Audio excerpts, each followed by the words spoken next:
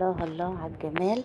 عملنا حاجة حلوة جميلة قوي، سهلة وبسيطة، وكمان باردة في الحر اللي احنا فيه ده، وكمان ترطب علينا، وكمان ولادنا يحبوها عشان فيها شوكولاتة. يلا نعمل حاجة حلوة سهلة وسريعة ومش هتاخد منك وقت، وبمكونات سهلة جدا. يلا بينا نسمي بالله ونسمي على رسولنا الكريم. يلا حبايبي، النهاردة انا معايا هنا حليب، عندي هنا لبن، وعندي ده بسكوت. عايزه تجيبي بسكوت العلب العادي ماشي. انا عندي هنا بسكوت من بواقي العيد، اما اتكسر زي ما انتوا شايفين كده، وكسرته انا بايدي كمان شويه صغيره كده. مش عايزينه ناعم قوي، لا ده احنا عايزينه تكسيره يكون ايه، باينه في ايدك كده. كده خلاص اهو جهزناه وكسرناه زي ما انتوا شايفين كده، شويه من بواقي العيد. هو كده كده طعمه حلو، وكمان بسكوت فيه زبده. عايزه تشتري البسكوت الساده بتاع الشاي من بره، اشتريه واعملي بيه برده وكسريه قطع قد اللي انا مكسراها دي. وعندي هنا معانا الحليب بتاعنا، حوالي 4 مجات من الحليب، وهنحط عليهم 3 معالق كبار نشا. هنعمل الاول كده، احنا حاطين كل ده على البارد، وهنحط 3 معالق كبار كاكاو خام كده. بكل ده على البارد الاول عشان نقلبه كويس جدا. ومعانا هنا السكر حسب الرغبه، هتعملي السكر بقى اللي انت عايزاه. لو بتحبي زياده سكر زودي، انا هنا مش هخليه زياده قوي، هخليه مظبوط عشان لسه في خطوه تانية فيها سكر. وهنا معانا دقيق، هاخد كمان معلقتين او 3 من الدقيق بتاعنا اهو كده. هنعمل في الاول الشوكولاته او الدونت او الحاجه اللي هنعمل بيها الحاجه الحلوه بتاعتنا دي، برضو هتبقى تحفه كده. خلاص هفضي عليها الفانيليا. اعذروني حبايبي، بقالي فتره بس ما نزلتش حاجه، وكمان صوتي تعبان معلش. انا كان بقالي فتره كده الحمد لله، بس رجلي تعبانه شويه، وكمان عندي ظروف كده بمر بيها في البيت، فادعوا لي ربنا يعدي الظروف دي على خير يا رب، وينجينا وينجي الناس كلها من كل شر يا رب العالمين. كده انا معانا اهو الخليط بتاعنا، طبعا كده بقلبه على البارد جدا عشان بس ما يتكتلش معاكي. لازم تقلبيه شويه كده على البارد جدا جدا عشان ما يبقاش بس فيه حبيبات ولا تكتلات صغيره. كده خلاص انا بولع النار معايا اهو، وايدك فيها على طول، تستمري في التقليب المستمر كده عشان ما يتكتلش معاكي لحد القوام بتاعه ما يتقل معانا شويه. كده احنا محضرين البسكوت، وكمان معايا الفانيليا حطيتها كمان خلاص، ومعانا طبعا قطعتين من الزبده عشان طعم حلو قوي معانا للخليط اللي انتوا شايفينه ده. كده انا هفضل في تقليب مستمر كده لحد ما يدوب معايا ويبتدي يتقل معانا. سمكه هيبقى حلو، اوريكم سمكه هيبقى ازاي. كده حسيت ان اللون فاتح شويه، فجبت معلقه كاكاو كمان وحطيتها. برضو هستمر كده، لسه برضو الخليط ده مسخنش معايا، فعشان كده انا حطيت معلقه الكاكاو. انا عارفه ان انا مقصره معلش وما بنزلش فيديوهات بقالي فتره، بس الحمد لله رب العالمين. ربنا يشفي كل مريض يا رب، الحمد لله على اللي يجوب ربنا.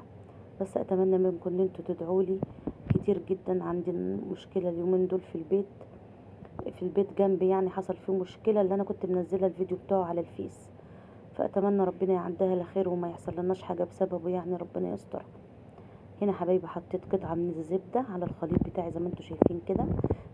بدأ يتقل معايا. انا مش عايزه سمكه تقيل قوي ولا خفيف قوي، لحد ما يبقى معايا كريمي كده حلو بالقوام اللي انا بوريه لكم ده. وكمان حطيت قطعه الزبده فيه عشان تديله طعم حلو وكمان قوام حلو.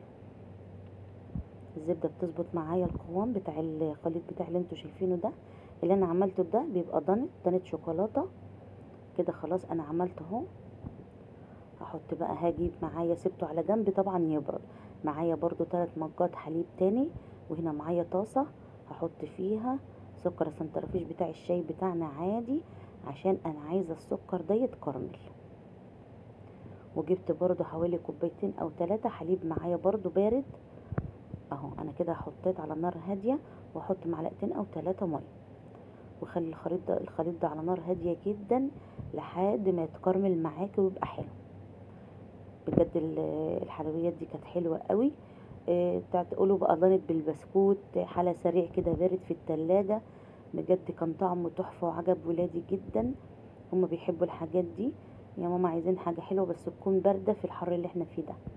طبعا انا معايا حليب، احط عليه برضو حوالي 3 معالق من النشا، هجيب برضو حوالي مجين او 3 من الحليب، واحط طبعا عليه معلقه او معلقه ونص، مش هكتر، من الدقيق برضو اهو. انا قلت لكم خلصت خليط الدانت التاني ده وسبته عشان يهدى معايا، انا مش عايزاه يبقى سخن قوي، خلي بالك سيبيه يبرد شويه عشان ما يبقاش البسكوت معاكي معجن كده ومش حلو. معلش يا حبايبي اعذروني على صوتي، اسفه حقكم عليا، بس ايه زي ما قلت لكم اليومين دول في مشكله كده في البيت جنبي. كده احنا هنحط الفانيليا اهي، الكيسين الفانيليا كده برضو يديها طعم حلو، هيدوها ريحه حلوه قصدي وطعم حلو. كده الكراميل اللي معايا على النار، وكمان الخليط ده هولع عليه، هيبقى خلي بالي من الكراميل، ههدي النار خالص زي ما انت شايفه كده. بجد والله كل اللي ده الحلا الحلو ده بصراحه كان جميل جدا. حلا بالبسكوت، دانت بالبسكوت، اي اسم ليه، بس هو فعلا طعمه حلو. هو حلا تركي، وصفه تركيه، بس انا طبقتها كده فكانت طعمها جميله قوي. هي اتعملت بالبسكوت العادي الساده اللي بره، بس انا كان عندي بسكوت من بتاع العيد فايض كده شويه، شايلاهم في اكياس، بس لقيت طعمهم حلو فقلت ليه خساره بدل ما يترموا، لا نعملهم ونجددهم في وصفه تانية تبقى حلوه قوي. هنا انا خلاص قلبت النشا كويس والدقيق كويس جدا، واللبن طبعا ولعت عليه النار اهو. هنشوف بقى الخطوه اللي جايه دي، كمان السكر بدأ يتكرمل معايا زي ما انت شايفه كده. لو وصلتي معايا في الفيديو لحد هنا حطي لي اللايك، واللي ما اشتركش في القناه يشترك، وما تنسونيش في تعليقاتكم الحلوه، ولا دعوه منكم حلوه. واتمنى منكم كل اللي يسمع الفيديو بتاعي ده يدعي لنا ان ربنا يعديها على خير يا رب، وما يجراش حاجه ابدا للبيت اللي حصل فيه المشكله جنب ده، لان انا لازقه فيه بالظبط. فالخوف ان هم قالوا، الحكومه قالت والنجده وكده قالت البيت ده هيقع، فاحنا الحمد لله رب العالمين يعني ربنا ينجينا، خايفين ان هو يقع. فاحنا ايه عايشين كده بين ايدين ربنا، ربنا يعفو عنا ويسترها علينا وعلى الجميع يا رب. بصوا كده يا حبايبي خلاص السكر بدأ يتكرمل اهو. طبعا دي فيديوهات كانت عندي على التليفون كنت ركناها والله، حتى ما افتكرتها الا دلوقتي وانا بقلب في التليفون كده، فقلت انزل منها واحد كده وايه ونشغل القناه. كده خلاص بدأ الخليط بتاع الشوكولاته بتاعي خلاص اهو هدي خالص وبقى قوامه كده حلو. هنخليه يهدى عشان بس ايه ميبقاش سمكه، هو كده بيطلع بخار بس هادي. كده انا حطيت النشا والدقيق او الحليب على النار التانية وايدي فيها، وبرضو بعمل الكراميل. هنشوف الكراميل ده هنعمل بيه ايه، ان شاء الله هيعجبكم. جربي الوصفة دي ان شاء الله، تعملي كوباية وكوباية من الخليط ده. انا بعمل كده واحطهم في مجات واسيبهم لهم في التلاجة عشان مش كل شوية بقى اعملي لي حاجة حلوة، هما بيحبوا الحاجات الحلوة والباردة ده في الصيف. ان شاء الله نبدأ نعمل بس حاجات نطمن، ربنا يطمنا كلنا يا رب، وابدأ ايه اشغل قناة تاني واعمل لكم حاجات حلوة قوي. كده خلاص اهو حبايبي، بقول لكم كده انا بقلب فيه عشان يبرد اكتر. وهنا ما انساش الحليب برضو، انا حاطه عليه النشا عشان عايزه اقومه يتقل شويه، وكمان السكر بيتكرمل معايا اهو. ان شاء الله الفيديو ده يعجبكم وهيبقى سهل قوي. كده خلاص السكر بدأ يتكرمل معايا خالص اهو. هنزل عليه بقى بقطعه زبده كمان واقلبها مع بعضها كده زي ما انتوا شايفين، بتديها قوام حلو قوي وطعم وريحه ملهاش حل. حته زبده بلدي عاديه من بتاعتنا اللي احنا شايلينها، او لو عندك زبده فرن او نيوزيلندي، اي قطعه زبده صغيره كده حوالي معلقه، ونزلتها كده على الكراميل اللي انتوا شايفينه ده كده. بصوا قوام واللون بتاع الكراميل تحفه، وريحته جميله قوي لما حطيت الزبده كمان. كده هو ده القوام اللي انا عايزاه. خلاص كده انا هرفعه من على النار. هنجهز بقى معانا، هجيب بقى هنا لسه طبعا الحليب ده ما تقلش معايا كده. نقلب بقى ايه، بصوا انا هنزل بالكراميل ده كله على الحليب. ليه نزلت بيه على الحليب؟ ليه؟ عشان انا عايزه خليط بالكراميل، وهيبقى مع النشا ومع الدقيق ومع الفانيليا كأنك عاملة كريم كراميل. ما تخافيش اول ما ينزل منك على اللبن كده هيقفش في بعضه شوية، بس بعد كده مع التقليب المستمر واللبن هيغلي معاكي هيفك تاني ويبقى حلو قوي. كده انا خدت الكمية كلها اهي. هفضل بقى اقلب زي ما انا قلت لكم كده مع ان النار شغالة اهي، وكل ما تقلبي هيفك معاكي وهيبقى حلو. بصوا اللون اللي الكراميل عمله في الخليط بتاعي ده بصراحة تحفة تحفة تحفة. كان طعمها تحفة وكانت ريحتها تحفة، خارجة من التلاجة كده بقى ساقعة ايه في الجو الحر ده، جميلة جدا. كده خلاص انا هستمر بقى في التقليب لحد القوام ما يتقل معايا شوية. طبعا البودنج الشوكولاتة التاني ده خلاص برد اهو، وده طبعا خلاص برضو قرب يتقل معايا زي ما انتوا شايفين كده. هجيب بقى على البسكوت كده، هو طبعا دافي ما هو السخن، واحط على البسكوت كده شويه من البودنج الشوكولاته اللي قدامنا ده، وهنقلبه بس ما يتكسرش ولا يتعجن معاكي. احنا عايزينه صحيح قطع زي ما احنا سايبينه كده عشان يديكي قرمشه وطعم حلو وانت بتاكلي. كده خلاص انا هقلب الشوكولاته بقى. خلي بالك اوعي النار عشان ايه الخليط ده ما يتقلش قوي يبقى يتكتل منك، احنا عايزينه كريمي برضو كأنك عامله كاستر او اي حاجه كده بتبقى او مهلبيه. القوام بتاعها بيبقى حلو كده مش متماسك قوي ولا برضو سائل قوي. كده احنا هنقلب اهو واشوف هيعوز مني شوكولاته تاني ولا لا. اهو نغلف طبعا البسكوت كله بالطريقه اللي انتوا شايفينها دي. بجد والله جربيه لاولادك هيعجبهم جدا. انا عملت ولادي ما شاء الله فرحوا بيه قوي وبقوا فرحانين بيه، هما بياكلوه طعمه تحفه. كده خلاص انا هقلب البسكوت اهو، اديت له كميه شوكولاته كويسه كده، وقطع البسكوت بتاعتي لسه صحيحه زي ما هي، ما اتكسرتش ولا اتعجنت معايا لان انا خليت الخليط بتاعي ده بارد خالص. كده برضو الخليط بتاعنا احنا بنقلبه زي ما انتوا شايفين كده على ما القوام يتقل معايا.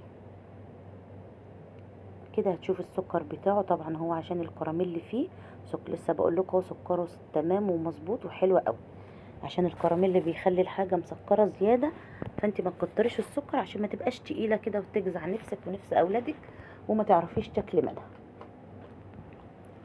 كده خلاص طبعا هتجيبي بقى مجات او كبات او بولات او اي حاجه عندك او كاسات، اي حاجه عايزه ان انتي تحطي فيها اعملي فيها. انا جبت عندي مجات هنا كده هعمل فيها، واطباق كمان لو عندك اطباق عايزه تعملي فيها، وهنشوف هنعمل بقى الجمال اللي احنا شايفينه ده كله ازاي. البسكوت جهز، البودنج الشوكولاته جهز، وكمان البودنج اللي هو الكريم كراميل خلاص جهز، او المهلبيه بالكراميل خلاص جهزت معانا برضو، يا دوب تتقل قوامها شويه. هنا في كل كوبايه انا بحط معلقه من البسكوت، وهسويها كده بقى بالمعلقه. طبعا يبقى في ايدك منديل وتنضفي حروف الطروف بتاع المجات بتاعتنا. اطباق عايزه تسهلي على نفسك وتعملي في اطباق اعملي، انا عملت كده وكده في اطباق وفي مجات. طبعا ايدك في الخليط، بصوا بدأ قوامه يبقى عامل ازاي. الله الله على الجمال بصراحه، اللون والطعم تحفه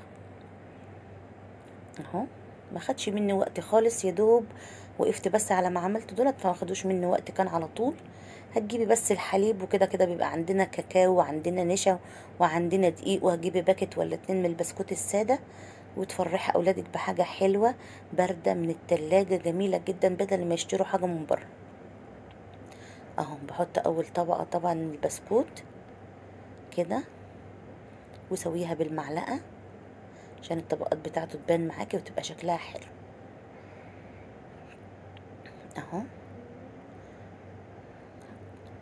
بصوا القوام برضو معايا انا سايباه على النار، كل ما تسيبيه لحد ما يوصل للقوام اللي انت عايزاه عشان يبقى قوامه حلو كده ويتماسك معاكي على طول كده. وبصوا اللون الكراميل مع الزبده وحاطين معلقتين النشا ومعلقتين الدقيق وكمان الحليب. انا دقت برضو سكر اهو، برضو طعمه تحفه طعمه تحفة بصراحة لوحده كده. كل حاجة من اللي احنا عملناها دي تنفع حالة بارد لوحده وتحطيه في التلاجة. البسكوت بالشوكولاتة انت ممكن تعمليه رول وتقطعيه وتحطيه يبقى حالة لوحده في التلاجة. ده يبقى ايه؟ حالة الكريم كراميل، او الكراميل برضو بالزبدة، بتحطيه برضو في مجات، وعايزة تحطي تحته كراميل بتحطي برضو وتحطيه في التلاجة. بصوا يا حبايبي انا عملت هنا، بصوا الالوان بقى، وبصوا ايه الطبقات بتاعتها، تحفة تحفة تحفة. البسكوت وكمان الكراميل وكمان الشوكولاتة فوق منها. بصراحة شكل المج جميل جدا. يعني مش عايز اي حاجة بقى غير انك تحطي كل ده. انا لسه ما حطيتوش في التلاجة، يا دوب هو بارد كده بس، يا دوب يتماسك الطبقة اللي حطها تتماسك، وانزل عليها بالطبقة التانية كده. انا عملت اطباق اهو برضو، او بولات او مجات، اللي عندك اشتغلي بيه ما تقفيش على حاجة. لو عندك حتى كاسات عايزة تحطي فيها حطي. في مجات بلاستيك كده بتتباع بتحط فيها الحاجات الحلوة دي برضو، لو موجودة عندك في البيت. بس ما تكلفيش نفسك وتشتري المجات بتاع الشاي العادية، هتنفع وهتبقى حلوة قوي كده. خلاص، بس بين كل طبقة وطبقة خليها تبرد معاكي عشان ما يسيحوش على بعض. انا عملت دولت. طبعا هنعمل بقى الكمية، كل طبقة بحطها بستنى عليها شوية ان هي تمسك وتبرد. وكمان انا غرفتهم في اطباق كده عشان يبردوا معايا على طول وما ياخدوش مني وقت. حطي بقى ومعاكي منديل كده امسحي اطراف المجات اهو. دي طبقة الكريم. بصوا لون الكراميل، بصوا لون الكراميل بصراحة تحفة. هي لوحدها تنفع تتحط كده في مجات وتاكليها. يعني ممكن تعملي من فيديو ده تلات اصناف حلا بارد تحفة. بصوا يا حبايبي، وبكده حطيتهم كلهم طبقات زي ما انتوا شايفين كده. بصوا الطبقات، طبقة بسكوت، طبقة كراميل، وطبقة كمان البودنج الشوكولاتة. بصوا طعمها بجد وهم وهم وهم، احلى من اي حاجة حلوة اولادك بيشتروها من بره. وبرضه حطيت لهم في مجات كده. ومعانا طبعا هنا شوكليت شيبس كمان هزوقها لهم بيها. كل يوم واحنا قاعدين، هم قاعدين بالليل، ماما عايزين حاجة حلوة، ماما عايزين جيلاتي، ماما عايزين حاجة باردة. هم في الصيف كده بيحبوا الحاجات الباردة، وهم قاعدين كده. طبعا الصيف الناس كلها بتسهر فيه كده. انا حطيت اهوت الشوكليت شيبس دي برضو، بس لازم تحطي المجات دي في التلاجة لحد ما تسقع. او انا لحد دلوقتي كده ما حطيتهاش، بس قلت عشان انهي الفيديو معاكم. ويا رب ان شاء الله حبايبي يكون عجبتكم الوصفة بتاعتي، وجربيها ان شاء الله مش هتندموا عليها، حلوة قوي. ويا رب تكون عجبتكم، والسلام عليكم ورحمة الله وبركاته.